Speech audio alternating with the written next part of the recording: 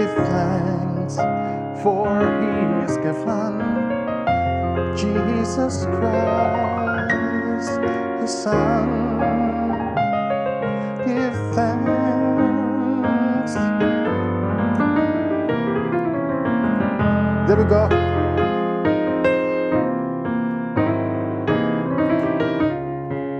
Same chord scales.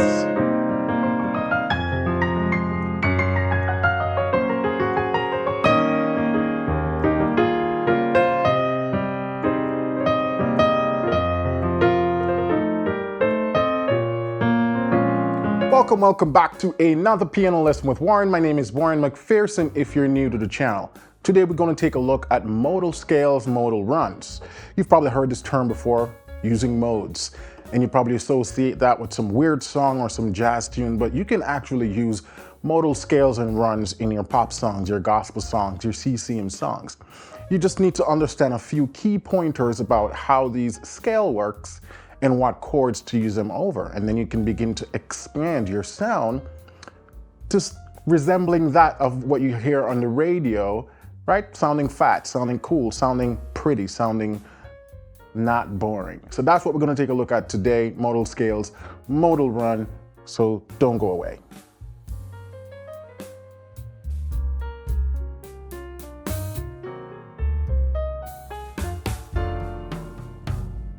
All right, so let's quickly define the term mode or modal scale.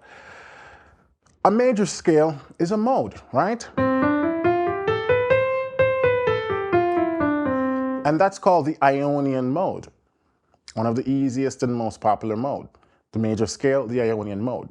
Now, if we start on different degrees of the scale, we get additional modes, and these are called the church modes, depending on where you look this up, or the 7 modes derived from the major scale. So if I start from D to D, that's called Dorian. E to E is called Phrygian. F to F is called Lydian. G to G, Mixolydian. A to A, Aeolian. B to B, Locrian. And those are the modes of the major scale. And every major scale is going to have those same name associated with them. If you start from the 2 to the 2, you get a Dorian. And so those are modes. Now there are additional modes out there, especially the ones that are derived from the minor scale. And those are the ones that are most often associated with jazz chords and jazz music. But just so you know, in a nutshell, all different scales are basically called modes. So that's what modes are. And when we talk about modal runs or modal scales, we're talking about using other scales beside the major scales and the minor scales over your chord. And I'm going to demonstrate that for you today. Let's jump to the key of A flat.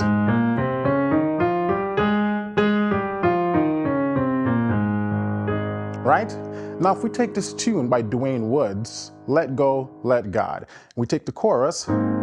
As soon as I stop worrying how the story ends, when I let go and I let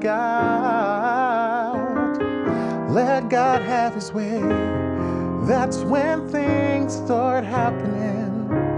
When I stop looking up back then, when I let go and I let God have his way.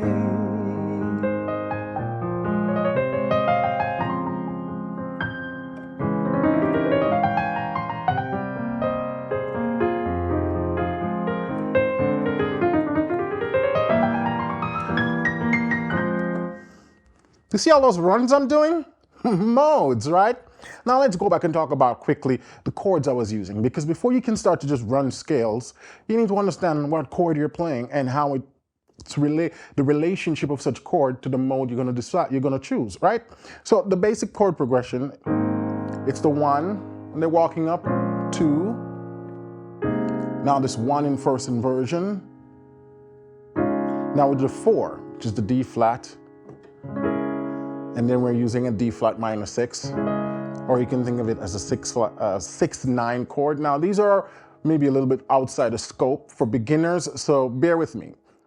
Modal mixture or modal runs and scale isn't necessarily a beginner skill, unfortunately, so see what you can decipher from the video, right? Don't just turn it off completely. You'll get there. So a major 6 or a 6 minor 9 to a 3 to the 6, then to the flat 5, and then we do an E diminish sort of as a passing to take us to the 6. Let's just stop there for now. One more time so you catch them chords. 1, soon as I, 2, 1 in first inversion, 4, worrying how the story ends, minor 6, the 4 minor 6, the 3, when I let go, the 6, and I let God, the flat 5. And the quality of this chord is a minor 7 flat 5, right? D minor 7, flat 5. I'm just sort of spacing it between the hands. Then an E diminish, we're gonna call this, you can call this the sharp 5, right? To take us to the 6. So those are the chords, and these are the actual chords for the song Let Go by Dorian Woods. If you pull it up, I'm playing it in the same key as the recording, and I'm using the same chords, just so you have an understanding that's based in reality, not just some hypothetical thing. Then you have to try to actually put that to a real song, that concept. So what was I doing earlier when I was doing those runs? So modal scales, modal runs are best used when you're using a non-diatonic tone. Now let's recap. What are diatonic tones? What are non-diatonic tones? Diatonic tones are tones that belongs to the major scale. If it's a part of the key you're playing in, part of that major scale, it is a diatonic tone. If it doesn't belong to any of these tones, A flat, then it's a non-diatonic tone. Once that window is open for non-diatonic tones, that means the window is also open for you to add some modal runs to that. Now, because of the composition of this song, Dorian would naturally introduce diatonic tones to his chords.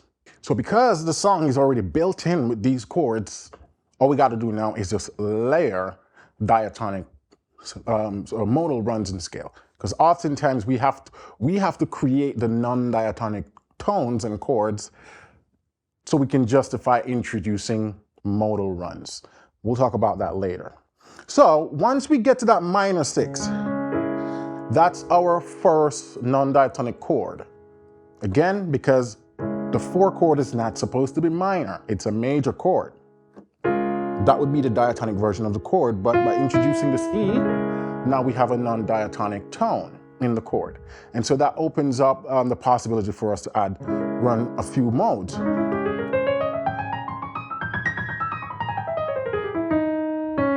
That's the first one I'm using over that scale. Now, I'm going to tell you the name of this, and I'm also going to show you why you don't want to get too bogged down by the names. Okay, again, this is the chord. I'm playing this scale, mode. This is called the C Phrygian dominant. Where did this scale or this mode comes from? It's a derivative of the F minor scale, right? So if we go to F minor, harmonic minor, and we play those exact same notes starting on C, we get this. Actually,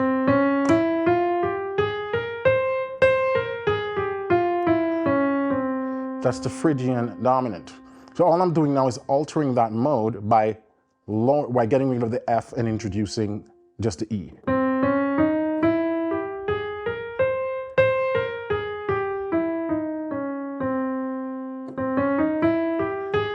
Right? So that's the only change.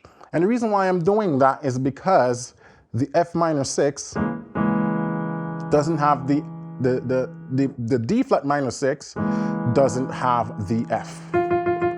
So there's no need to introduce that note in the scale. So you take that mode and you just play the E.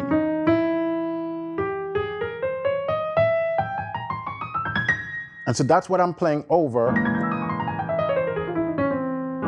that chord right there. How did I know that would work? And this is where we're going to talk about, don't get too bogged down with the name of the chords. The way I think about modal scales and when to use them is kind of a two-part. I view everything through the lens of the major scale. So when I look at this chord, I say, well, I can play a D flat major or the major scale starting on D flat. Right? When I'm going to talk about names right now, we're just talking about practicality. You look at the chord, you said, I'm in the key of A flat. I'm playing a D flat 6, so I could just play a scale starting on D flat and continuing with all the notes of the scale, of the key that I'm in. And it works. So now once you start to alter note of this chord, you want to also alter it in the same scale. So now if I introduce the E, which is a minor 6, now I am introducing the E here as well. And I'm just skipping the F because it's no longer in the chord. So that gives me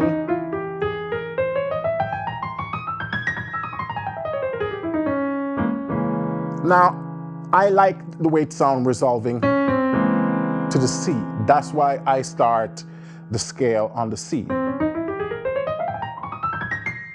But I could have easily started on the D flat as well, or the E flat, or the E, or the G. You realize that the starting note doesn't really matter. As long as you're outlining all the notes of the chord, that's how it works. Now then, if you want to be able to explain what you're doing, you can go back and assign names and say, well, I'm using the Phrygian dominant flat 4. That's how I did that right there. And that's what allows me to see it in real time when I'm playing which scale is going to work. Oftentimes when I'm playing, I can't tell you the name of the scale I'm running because I don't have time to process all of that. We're talking about milliseconds. But then if I stop and go back and revisit what I did, I can then say, this is the scale I played and this is the name, because now I have time to process what I'm doing. So that's how I think about it. Two-step process. Major scale minus non-diatonic tone, or adding non-diatonic tone to justify the chord. So that's my first chord right there, right? So, as soon as I stop worrying how the story ends, when I let go and I let God. Here's one on a non-diatonic chord. So this chord doesn't belong to the key of A flat, and it's a D minor 7 flat 5. How do I know what scale can run over this? So again, think major scale. You're in the key of A flat, right? This is A flat major. If you customize the scale to include these notes in the left hand, what does the scale now look like?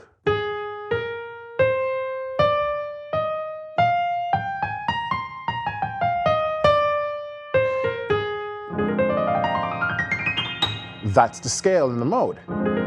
So now if we want to assign a name to it, all we got to do is look at the scale. So because the scale almost looked like a B flat 7, to me, I would probably name the scale starting on the B flat. So I could say it's a Mixolydian. Now I can quickly decipher this because I've been studying it for years, but all the notes really comes from the E flat major scale. Starting on the B flat. So I can play B flat major scale when I get there. Likewise, if I want to start it on the D, same concept, major scale starting on the D. And we know that from D to D, in the major scale, a V flat is Locrian. So it doesn't matter which note you start on, we go back to the same concept of the modes derived from the major scale. So then in context, soon as I stop worrying how the story ends, when I let go and I let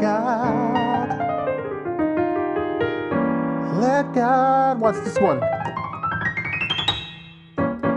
I'm using the same scale that I used earlier. This C, altered Phrygian dominant. Why? Because again, all the notes comes from that scale. Or I could even call it a Locrian altered mode. Because remember we talk about the Locrian is the 7th mode of the major scale, right? F major, E Locrian. So now you can also think about this from the context of the harmonic minor scale.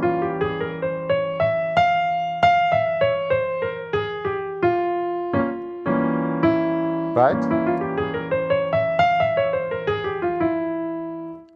So the 7th mode of the harmonic minor scale is what they refer to as the altered scale, or the super Locrian, right? And they call it altered because all the notes of it has been lowered. You know, if we think, and then, or,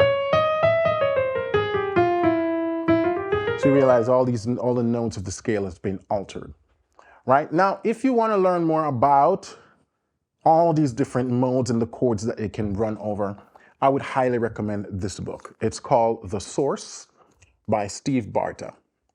And you can see my copy looks a little bit beat up. That's because I've had this book for about, I don't know, 15 years.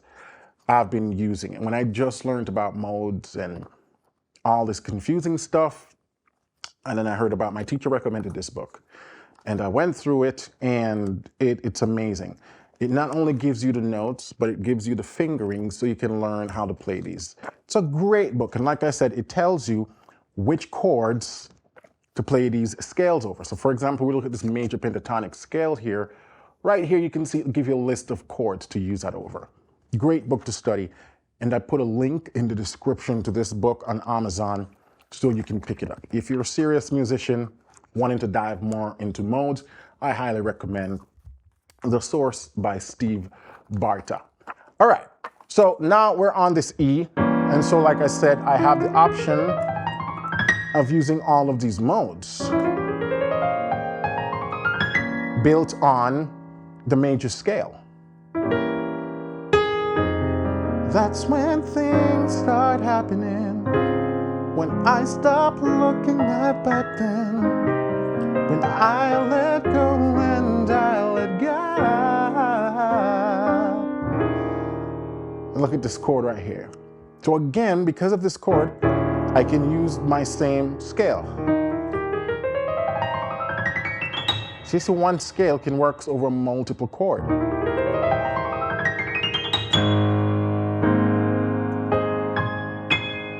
And that's sort of how I think about modes. Now, I know this is a pretty big topic. There's no way I can cover every bits and pieces of how to approach this in this video. I wanted to give you an example and show you how to think about this stuff. But to get good at it, you really have to start practicing it. So I recommend get a song that you know very well, that you know introduces some non-diatonic chord, and sit there and think about piecing those scales together. I have gone through hundreds and hundreds of videos studying and practicing the stuff, which is why it seems like it just comes easy to me, but I've been working at this stuff for a long time. So don't feel beat down if you sit in front of your piano and it looks like you're trying to solve some mathematical equation. It takes a little bit of time, right? Now let's use an example where you're going to be introducing chords to justify the use of these scales. I'm going to keep it in the key of A flat. Let's take Give Thanks. Beautiful song, one of my favorites. Give thanks with a grateful heart. Give thanks to the Holy One. Give thanks for He is given Jesus Christ, His Son. let's take that bit of the song. And the chords are just 1 to the 5, 6 to the 3, to the 4, to the 3, 6, flat 7 to the 5. Those are the chords. Where can we add non-diatonic chords? Now, so far, the only chord that shows up in the natural progression, and by natural progression, I mean the way the song is played, the way the song is written, is this flat 7.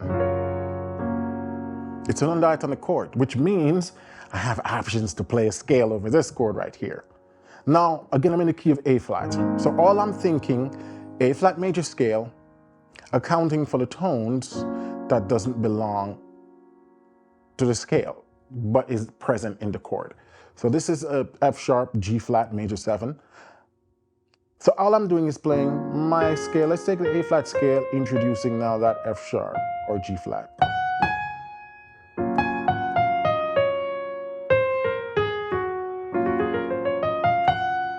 What scale is that if we want to name it?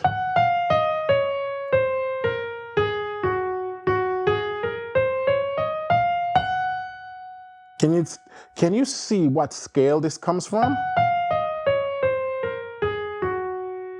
So these are all the notes of D flat major scale.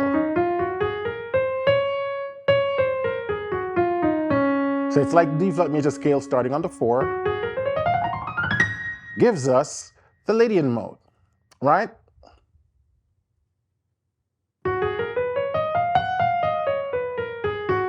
So when I'm here, I can play that scale.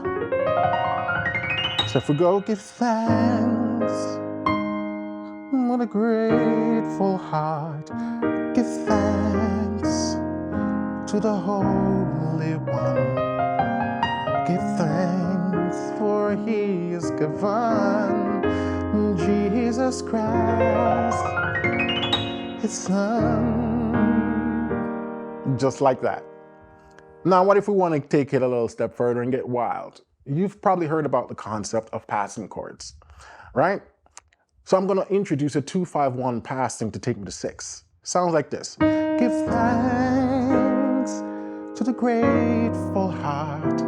Give thanks. Right? So all I did was introduce this augmented 7. The 7, 3, 6. Now, some people refer to this as 2-5 passing. Both are actually correct terms. Doesn't matter what we call it, as long as we understand its function. So I'm introducing these 2 chords that wasn't in the original progression. A G augmented 7, C7 flat 9, or sharp 9, and to my F. So when I go to this G, it means I can play this scale.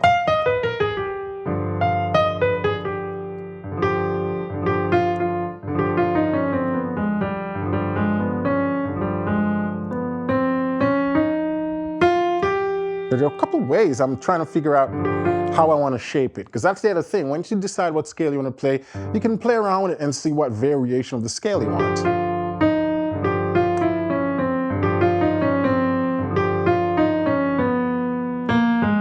So I like that, right?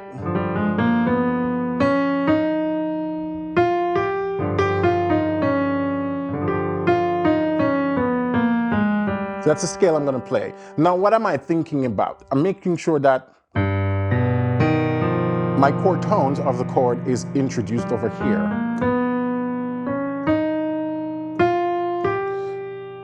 And then once I get that, then I can say, okay, what scale is this? So it looks like it's some form of derivative of C minor, right?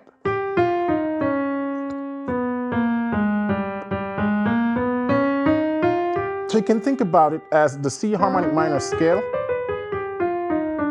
with a flat 2. So if I were to play C harmonic minor, but with this flat 2, it becomes,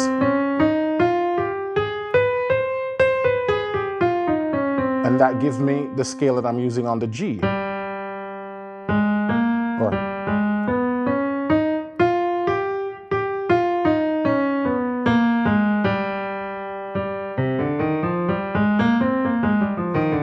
actually, I wouldn't think of it as a C harmonic minor, because we got this B flat.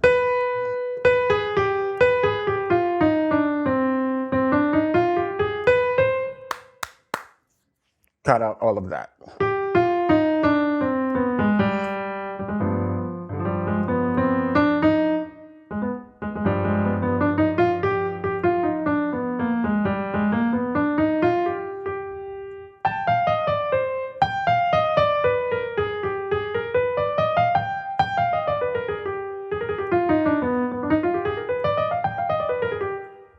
So when I go to my 7, I'm using this scale.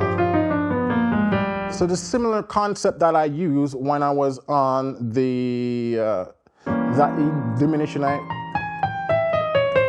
play that scale, it's the sort of the same thing I'm seeing here.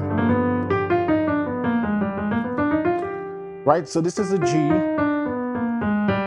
and this is basically like C harmonic minor starting on the 5.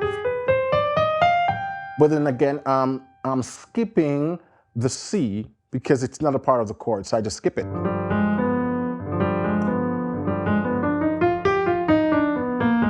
And I'm introducing the B flat. So again, it's like a Phrygian dominant with a flat 4. So when I go, give thanks with a grateful heart, give thanks. And when I go to the C altered, I'm just going back to that C Phrygian dominant with the flat 4. Very pretty scale. So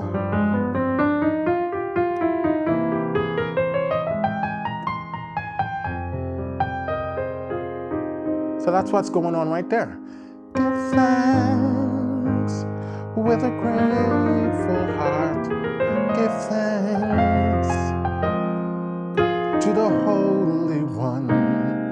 Give thanks for He is given Jesus Christ, His Son. Give thanks.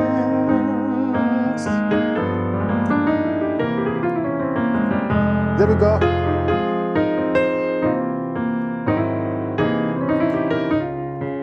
Same chord scales.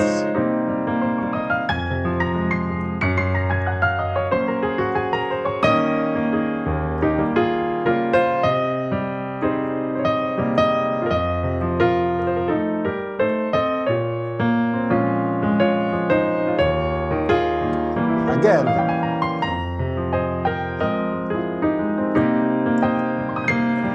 And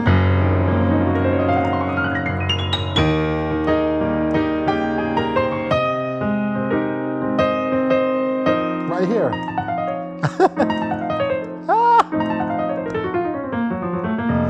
So when I'm on that F, and this is the other part of the song I'm going into. And now let the weak say I am strong. So when I'm on that a sort of F sus thing going on, I can just play. Which again, the 5th mode of the harmonic minor scale, right? Yep. So we're thinking B flat harmonic minor, but we're on the 5 because we're on the F, right?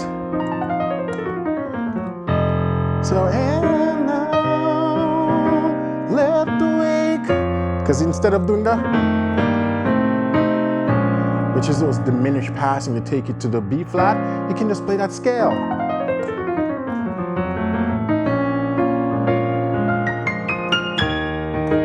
Then, ooh, I am rich. That right there, it's a passing chord I used to use. So whenever I go, now let the weak say I am strong. Let the poor say, I am rich, for what the Lord has done. So whenever I go to this right here, you can even go more wild. So, because I'm using that chord right there, you can use the altered scale. Let me see.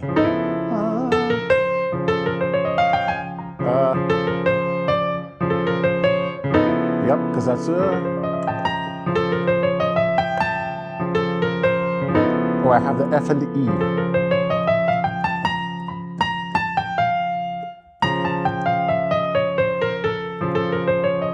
Whew. So I'm using that A sort of. I'm starting on the A because it just looks prettier. So that's the scale I'm using over that. I mean, y'all, I'm gonna have to stop right here because I don't want to go too far down the rabbit hole on this one. But you guys get the idea as to how this rabbit hole has no bottom, which is what leads us into crazy jazz world, right? And I like to stop myself before I get too crazy because I like to, my concepts and the way I play should be able to work on regular songs. That's the way I think about my playing, why I try to stop myself from going too far. Because you get too far, it really just becomes jazz, and most singers, then the song kind of loses its essence, you know? An average singer starts to get thrown off by the tension, because all of this creates a lot of tension in the song. So you got to use it, you know, with some control. It's like pepper. You can't just throw pepper in food. It becomes unedible, right? Unedible. Unedible. There we go, that's the word. You can't eat it, it's too spicy. So if you go too far out with the tension and the non-diatonic runs and chords, the songs become unrecognizable. So that's what I wanted to show you guys today. Again, you want to learn more about these crazy scales and chords to use them over, check out The Source by Steve Barter. There is a link in the description. And if you want to learn, if you're really just getting into modes and you're like, none of this makes sense to me, I have a much simpler video where I call the church modes in more details. Click the link and you're going to see the video pop up soon on the screen that takes you to that. If you want to learn more about how to quickly determine the chords you're playing, I have a free PDF called the 7 Steps to Naming Any Chord. That's also available down below in the description for the link. And lastly, you guys should know, I actually run a wonderful membership program over at pianolessonwithwarren.com. So if you want to learn more about how you can take your piano playing to the next level using step-by-step courses and a really well fleshed out program, visit the link, pianolessonwithwarren.com. All right, until then, keep listening, keep singing, keep practicing, and I'll see you next week for another tutorial. Bye for now.